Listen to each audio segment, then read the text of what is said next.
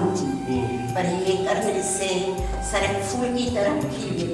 बिल्कुल बिल्कुल लग रहा है, ये बिल्कुल सही है, ये रिफ्लेक्ट हो रहा है ऐसे।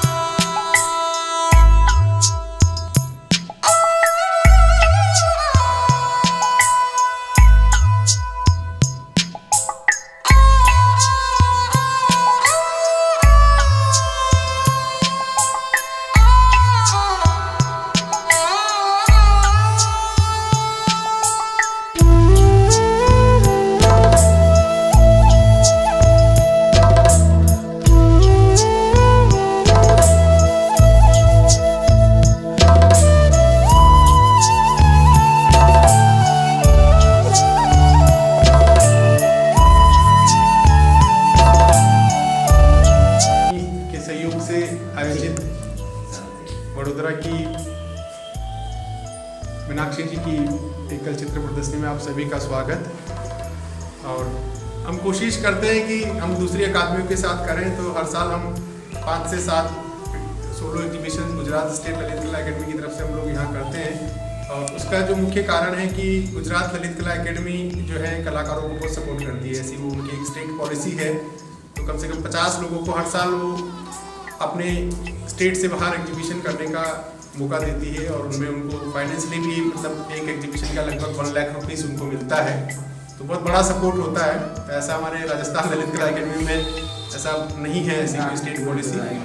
और तो ऐसे बहुत सारे हैं कि मतलब इंटर स्टेट में अगर करते हैं तो 25,000 का आपको सहयोग करती है, आउट ऑफ इंडिया करते हैं तो 10 लाख का वो सहयोग करते हैं। तो उसमें हर साल 10 आर्टिस्टों को आउट ऑफ इंटरनेशनल भी आप करना चाहें तो भी अकादमी सहयोग करती है। तो हम लोग हमारे लेवल से हम चयन करते हैं आर्टिस्टों का, और हम चाहें कि जो प्रोग्रेसिव आर्टिस्ट है जिनको मौका मिलना चाहिए, नामी कलाकार तो बहुत सारे, उनके पीछे घूमने वाले भी बहुत सारे लोग हैं, तो संस्थान की कोशिश रहती है। और आकृति कला संस्थान को बनाए हुए पूरे लगभग अभी 10 साल हो चुके हैं। तो ये जितने भी आयोजन हम लोग हर महीने में कुछ न कुछ ला रहे हैं, तो ये हमारा 10 साल का एक सेलिब्रेशन चल रहा है। और अभी लास्ट में हम लोग एक बहुत बड़ा इवेंट हम लोग प्लान कर रहे हैं, कला मेला जैसा करेंगे, तो आपको बहुत बड़े बड़े कलाकारों का काम भी देखने को यहाँ मिलेगा। तो आज के हमारे अति विशिष्ट अतिथि, स्पेशल इन्वाइटी सभी सिर्फ फ़ोन पे आए, तो मैंने कोई लेटर की एक फॉर्मेलिटी होती है। पारिक सर जिला शिक्षा अधिकारी हैं, और मतलब इनके साथ में हम लोग मिलकर खूब काम करते हैं। पयोद सर MLB कॉलेज के प्रिंसिपल है, और सबसे पहले बधाई आपको कि हमारे अच्छे मित्रों में भी है और आज बड़े अच्छे पद में भी है। हमारे बीच में मंजू जी मिश्रा है, हमारी संस्थान की चेयरमैन है। आप प्रोफेसर देवकीनंदन शर्मा जो कलाविद हैं, उनकी बेटी हैं, और भवानी शंकर जी आपके जो ब्रदर है ललित कला के चेयरमैन रहे, मतलब पूरी फैमिली इनकी आर्टिस्ट है। पवार सर जो हमारी संस्थान के संरक्षक, संस्थापक, कुछ भी कहें, मतलब एक तरह से ये सब स्ट्रॉन्ग पिलर हैं, जिनके आशीर्वाद से मैं ये सब करता हूँ। अतुल पडिया जो यही सब कोऑर्डिनेट करते हैं, इनके मार्फत सारे कलाकार यहाँ निर्माण। और हमारे बीच में रंजन सर भी बता रहे हैं, आपका स्वागत। हमारी संस्थान के उपाध्यक्ष इकबाल सर बहुत अच्छे आर्टिस्ट हैं। और भी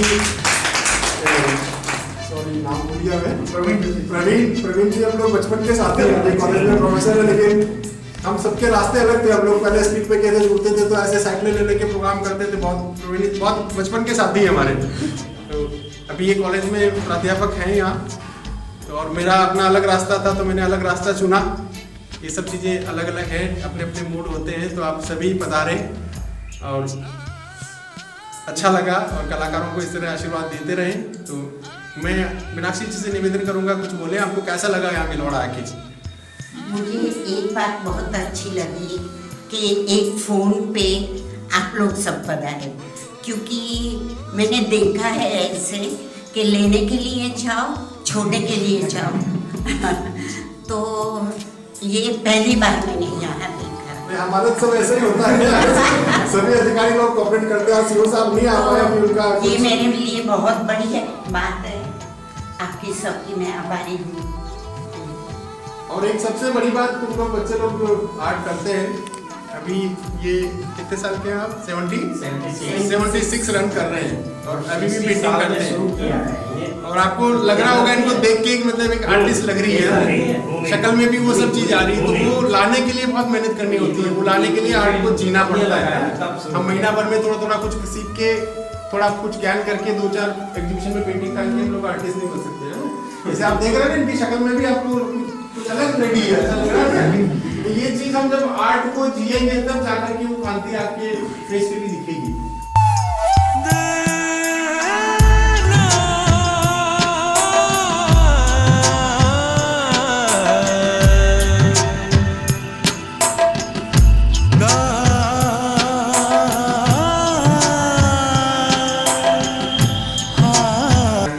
पवार सर हमारे भिलौड़ा के बहुत बड़े आर्टिस्ट थे और अभी बोला कि बड़ौदा के ही MS यूनिवर्सिटी से सर ने पढ़ाई की। तो थोड़ा सा सर के बारे में बताना चाहूँगा कि सर जब 35 साल के हो गए थे तब कहीं बिहार हैंडीक्राफ्ट फूड में ऐसे कारीगर का काम करते थे। 35 साल की उम्र में सर का किसी ने काम देखा और सबको बोला कि आपको पढ़ना चाहिए, आगे कुछ करना चाहिए। तो आज भी MSU में एडमिशन के लिए बहुत मुश्किल से बड़े पापड़ बेलने पड़ते हैं, तब जाकर के MSU में एडमिशन होता है। मतलब एक वर्ल्ड क्लास फाइन आर्ट्स का माना हुआ एक इंस्टीट्यूशन से, ऐसे JJ स्कूल है, MS का है। तो सर वहाँ 35 साल की उम्र में पढ़ने गए थे और बच्चे इनको फ़ोन करके कहते थे पापा ध्यान से पढ़ाई करना। और सबसे बड़ी बात क्या है कि मैंने बताऊँ कि मीडियम की प्रॉब्लम थी सर के साथ। तो वहाँ मणि सर थे, प्रोफेसर KG सुब्रमण्यम, जो पद्मभूषण रहे हैं। मतलब हमारे एग्जीबिशन में भी उनका आशीर्वाद मिला, हमारे पुरुषों का भी उन्होंने उद्घाटन किया बड़ौदा में। हमारे एग्जीबिशन में वो आए थे, हम उनके घर पे भी गए हैं कितनी बार। तो मणि सर से सर ने रिक्वेस्ट की सर मेरे को लैंग्वेज की मेरी समस्या है। तो सर ने ऐसे जो हम लोग इंग्लिश लिखते हैं ना आजकल, दिस इज ए बुक, तो दिस को हिंदी में लिखा दिस इज ए बुक है ना, दैट इज ए बुक, ऐसा लिख के तो सर ने गोल्ड मेडल लिया था वहाँ फाइन आर्ट्स में स्कल्पचर में। ये भी ऐतिहासिक एक फैसला था यूनिवर्सिटी का। सर ने बोला चलो तुम पढ़ना चाहते हो, तुम्हारे लिए कानून चेंज कर सकते हैं। तो मणि सर ने वो एक अपनी रिस्क पे वो डिसीजन लिया और सर ने इस तरह से पढ़ाई करके, और सर मुझे बताते हैं कि मैं ऐसे टिफ़िन मिलता था मेरे को, तो आधा टिफ़िन क्लासमेट को, रूममेट को बेच के हम लोग काम करते थे। और कैरोसिन भी सर ने बेचा है कभी देवगढ़ में, तो पेंटिंग करते थे। तो ऐसे बहुत सारी चीज़ें हैं। कभी हम इनके पास भी बैठेंगे, हमारे पास बहुत सारे ऐसे हीरे हैं, हम लोग कभी मिल नहीं पाते हैं। तो कभी छोटी छोटी चीज़ें ऐसे सेशंस रखेंगे कि उनकी यात्रा के बारे में हम लोग देखें, समझें। तो क्योंकि ये मार्ग बहुत मुश्किल है, सब अपने आप को, अपने बच्चों को डॉक्टर, इंजीनियर, CA खदाने हैं हमारे यहाँ भिलौड़ा में सब चीज़। लेकिन बड़ी मुश्किल से हम लोग कोई कलाकार बनने अगर बच्चा जाता है तो उसको जैसे साधु बनने जा रहा हो वैसे सब समझाते हैं, बेटा क्या रखा है इसमें, दिन भर फोटो बनाता रहता है। क्योंकि मैं इन बच्चों के माँ बाप की सबकी सुनता हूँ रोज, सर दिन भर ये दीवारें खराब करती है। भूमि की मम्मी कहती है सर दिन भर दीवारें खराब करती है, कागज बिगाड़ती रहती है। अब पता नहीं क्यों कागज बिगाड़ रहे हैं, इनको समझ नहीं आ रहा है कि कागज बिगाड़ रही पता नहीं क्या है। तो बहुत मुश्किल रास्ता है, लेकिन चैलेंज करना पड़ता है, प्रोस्टेट करके आगे बढ़ना पड़ता है इसमें। तो पवार सर का गाइडेंस, मतलब मैं जब से भिलौड़ा आया हूँ तो हर चीज़ पवार साहब से मेरी बात होती है। और पवार साहब डिज़ाइन सेंटर के डायरेक्टर पद पे रहे हैं, मतलब बहुत बड़ी पोस्ट से रिटायर्ड हुए हैं और इंडिया लेवल के बहुत बड़े आर्टिस्ट हैं। मतलब भिलौड़ा में या हम बोलेंगे राजस्थान में भी इतने आर्टिस्ट नहीं जिनका नेशनल लेवल पे इतनी बार कहीं सिलेक्शन हुआ होगा। भारत सरकार की जो एग्जीबिशन होती है और बहुत उससे ज़्यादा मीडिया रिकॉग्नाइजेशन और किसी का नहीं हो सकता। उन्होंने सर को लाइफ टाइम अचीवमेंट अभी तो हमारी कोशिश है धीरे धीरे हम लोग भिलौड़ा में माहौल बनाएंगे कला का, और मज़ा आएगा आप लोगों को भी। आप जुड़े रहें, काम करें। मुझे तो खुद को ये गर्व की अनुभूति हो रही है कि आप जैसी इतनी बड़ी प्रतिभाओं के साथ मैं यहाँ खड़ा हूँ, क्योंकि आप लोगों के साथ खड़ा होना ही अपने आप में बहुत बड़ी बात है। आशीर्वाद देना तो बहुत दूर की चीज़ है, एक छोटे से दिए के समान हो। जब सूर्य भगवान से, बहुत पुरानी बात है, छोटी सी बात से मैं अपनी बात को कहना चाहूँगा कि बहुत पुराने समय की बात है, जब सूर्य भगवान अस्ताचल को जा रहे थे, तब उन्होंने सभी से पूछा कि मैं अब अस्ताचल की जो जा रहा हूँ तो इस दुनिया में प्रकाश करेगा कौन, क्योंकि सूर्य जितना प्रकाश करता है वो किसी की कैपेसिटी में नहीं है कि उतना प्रकाश कोई कर पावे। तो एक छोटे से दिए ने उस समय कहा कि प्रभु आप पधारे, मैं हूँ, मैं इस दुनिया में प्रकाश करूँगा। तो इतनी सारी प्रतिभाओं के सामने तो मैं उस दिए के समान हूँ कि मेरे को तो खुद को ही वो अनुभव हो रहा था कि मैं इतने सारे लोगों के पास, और कैलाश जी बहुत सही बात कह रहे थे कि सब लोग कहते हैं, मैं भी कहता हूँ, हर आदमी कहता है अपने बच्चों को कि वो चाहता है डॉक्टर बने, इंजीनियर बने, बहुत कुछ बने, लेकिन उसकी जो बात होती है वो अलग जगह की होती है, उसकी सोच अलग जगह की होती है। मतलब ये देख के आदमी अपने आप में बिल्कुल खो जाता है, बहुत अलग तरह की दुनिया होती है। और ये दुनिया जीनी चाहिए, सब लोगों को जीनी चाहिए। हम एक खोखले आदर्शवाद में, खोखले दिखावे की तरफ हम सारे लोग जा रहे हैं, सब लोग दौड़ते हैं। खुश होता है व्यक्ति कि मेरा जो बच्चा है वो अमेरिका में है, या मेरा बच्चा वहाँ पर है और इतना सारे डॉलर ला रहे हैं, लेकिन अल्टीमेटली होता क्या है, सारे हाथ खाली जाते हैं, खाली आया और खाली ही जाता है, किसी के पास कुछ नहीं होता। तो हम लोग वास्तविकता में जिए, यही है। और कैलाश जी ने ये मौका दिया कि आप सब लोगों के सामने हम यहाँ हाजिर हो पाए, तो इसके लिए मैं बहुत बहुत आभारी हूँ आपका। धन्यवाद, थैंक यू। मैं शुक्रगुजार हूँ कैलाश जी का और आकृति कला संस्थान का कि आपने मुझे अवसर दिया इतनी अच्छे कलाकार से रूबरू होने का। मुझे भी आज ही पता लगा सर के बारे में कि इतनी बड़ी हस्ती हमारे भिलवाड़ा शहर में है। निश्चित तौर पे रंगों के बिना जीवन नहीं होता, रंगहीन जीवन नहीं होता। हम सब दृष्टा हैं, रंगों को देखते हैं, निहारते हैं, लेकिन उन विविध रंगों का संयोजन कैसे करें ये कलाकार ही जानता है। कला की परिभाषा भी यही होती है कि जो कुछ हम सीखते हैं उसकी क्रियात्मक अभिव्यक्ति ही कला है, और ये कलाकार ही जानता है, या एक कवि, लेखक, चित्रकार ही जानता है कि हम इस दुनिया में जो विविधता है उस विविधता का संयोजन कैसे करें।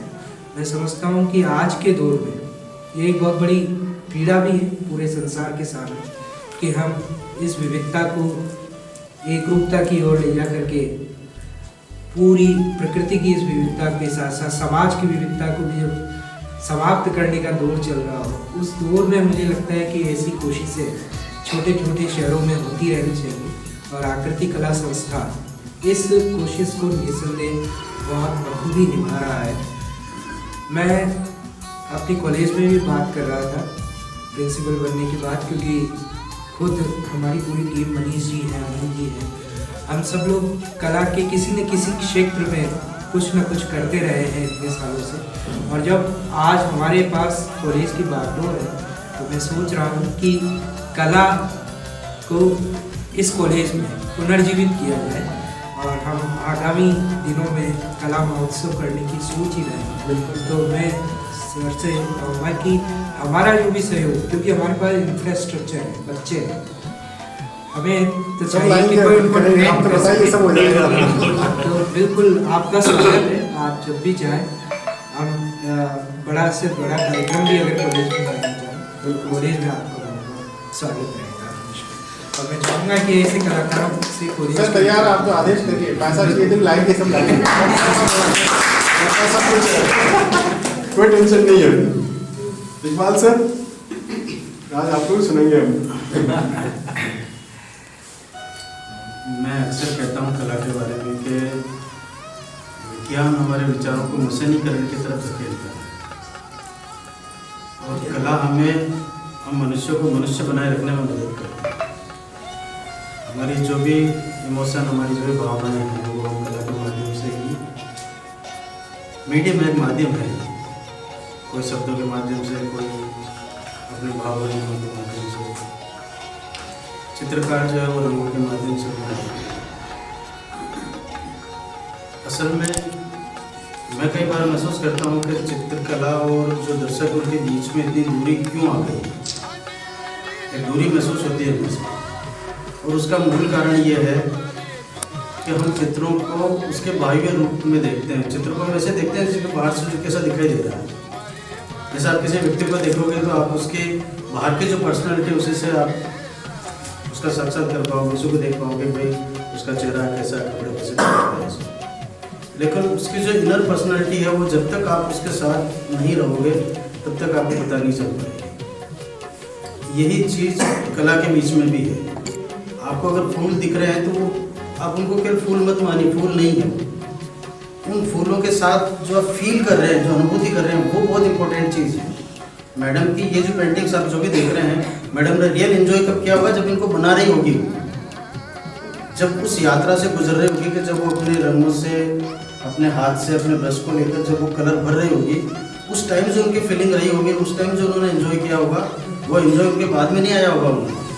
ये वही बात है कि जब आप खाना खा रहे हो तब आपको खाने का स्वाद है, उसके बाद क्या, उसके बाद कुछ नहीं। तो ऐसे ही पेंटिंग या कोई भी आर्ट आप उसको जब देखते हैं तो उसकी जो इनर फीलिंग है वो जब तक आप फील ना करें, यानी आप इतने सेंसिटिव हो तो उसको आप महसूस करते हैं कि उसको रियल आप एंजॉय कर पाएंगे। और उसमें बहुत सारी चीज़ें हैं, जैसे कोई कलर आप देख रहे हैं, जैसे मैं कहता हूँ कई बार, जैसे आपने कभी कोई गाना सुना, आप गाना सुनते हो तो आपकी फीलिंग अलग हो सकती है, उस गाने को सुन के किसी दूसरे की फीलिंग अलग हो सकती है। वो आपके इनर पार्ट में आपके इमोशन को किस तरह से वो रिलेट करता है, सबका अपना अपना अलग अंदाज हो सकता है। आप में से हो सकता है किसी को कोई पेंटिंग पसंद है, किसी को कोई दूसरी, किसी को कोई दूसरी। तो असल में क्या है कि हम लोग इससे दूर इसलिए होते जा रहे हैं कि हम बिल्कुल भौतिक सतही रूप से चीज़ों को देखते हैं। जब तक हम उसको अंदर गहरे में आप किसी भी पेंटिंग के सामने 2 मिनट के लिए खड़े रहिए, आपको लगेगा आप उससे बात कर रहे हैं, आपको महसूस होगा कि वो क्या बनाया है। शुरू में जब आपको लगेगा तो आपको फूल दिख रहे होंगे, लेकिन पता चलेगा कि नहीं, उसमें और भी कुछ चीज़ है। तो ये रियल आर्ट की बात ये है। लेकिन इस भागदौड़ की ज़िंदगी में हम लोगों के पास इतना टाइम नहीं है, हम लोग उससे बहुत दूर हैं और इसलिए हम उसे एंजॉय नहीं कर पाते। बहुत सारी चीज़ें आर्ट के साथ, जो स्पिरिचुअलिटी, जो आध्यात्मिकता जुड़ी हुई है, उसके साथ भी यही बात है। मैं बहुत छोटे रूप में अपनी बात, ये जो सर ने कहा कि हम सब ये चाहते हैं कि डॉक्टर और इंजीनियर और स्कूली लेवल पर, कम से कम स्कूली लेवल पर, जो कि हमारे राजस्थान का दुर्भाग्य है कि यहाँ पे बिल्कुल नहीं पढ़ाई जाती स्कूल में। आर्ट का नाम पे जो सब पढ़े हैं, आपको पता होगा अच्छे से, 10th तक जो है वो मार्क्स भेजे जाते हैं और कुछ नहीं होता, खाना पूर्ति होती है। जबकि मैं as a art teacher retire हूँ नवोदय विद्यालय से, मैंने पता है, मैंने बच्चों को पढ़ाया। मैं आपको बताऊं कि ये एक प्राइमरी चीज़ है, प्राइम इम्पोर्टेंस है आर्ट की, किसी भी एजुकेशन में, किसी भी मेथड का एजुकेशन में बहुत ज़रूरी है। जो बच्चा प्राइमरी लेवल पर अगर लाइन खींचना ठीक से नहीं जान रहा, आप उससे क्या उम्मीद करते हैं कि वो इंजीनियर बन के अच्छी ड्राइंग कर लेगा किसी बिल्डिंग की या किसी पुलिया की? जो बच्चा पेंसिल से अगर कागज़ पर ड्रॉ नहीं कर पा रहा, तो आप कैसे उम्मीद कर सकते हैं कि जब वो सर्जन बनेगा तो एक सफल सर्जन बनेगा? हम लोग जब ड्राइंग के माध्यम से बच्चों को, हम एक टूल है एक तरीके से, उसके जो मेंटल एबिलिटी, उसकी फिजिकल एबिलिटी, उसके हर तरह के इमोशन में हम उसको इम्प्रूव करने के लिए एक टूल है ये drawing and painting. Basic level पर आप 10th के बाद में अपना आपका इंटरेस्ट है, आप उस सब्जेक्ट में जाइए ना जाइए, आपके ऊपर है। आप प्रोफेशनल आर्टिस्ट बनना चाहते हैं ना बनना चाहते हैं, दिगर बात है। लेकिन हर बच्चे की डेवलपमेंट में ये एक बेसिक टूल है। आप लोगों ने बहुत कभी ध्यान दिया, देखा होगा कि एक ऐसा था, आप कितने बुद्धिमान हैं, ऐसे करके 2 चित्र आते थे, दोनों में डिफरेंस बताओ। तो आप ये देखें बच्चा जब अब उसमें क्या डिफरेंस फील कर रहा है, आंखों से महसूस कर रहा है। यहाँ पे हम लोग स्टिल लाइफ कराते थे, क्या सामने कोई भी ऑब्जेक्ट रख दिया, आप सामने बैठ के ड्रॉ कीजिए उसको एज इट इज। आंखें देख रही है, दिमाग महसूस कर रहा है और हाथ पे कंट्रोल आप वैसे वैसे चला रहे हैं। तो यानी हाथ, आँख और दिमाग का कॉम्बिनेशन डेवलप हो रहा है। अब यही चीज़ उस बच्चे का, वो सर्जन बन गया साहब। अब वहाँ पे उसको सोनोग्राफी की रिपोर्ट है, एक्सरे की रिपोर्ट है। अब उसके पास कागज़ नहीं है, उसके पास तो चाकू है, ब्लेड है, कटर है, और आदमी कैनवास नहीं है, पेपर नहीं है, अब जिंदा आदमी है वहाँ पे। आपको पेट काट के उसका ट्यूमर निकालना है। आपने वहाँ ड्राइंग कर दी तो उसके अंदर आपने सत्य कर दिया आपने। तो उसमें वो क्वालिटी उस लेवल पर आए, उसके लिए ज़रूरी है कि उसको बेसिक लेवल पर ड्राइंग एंड पेंटिंग का नॉलेज हो।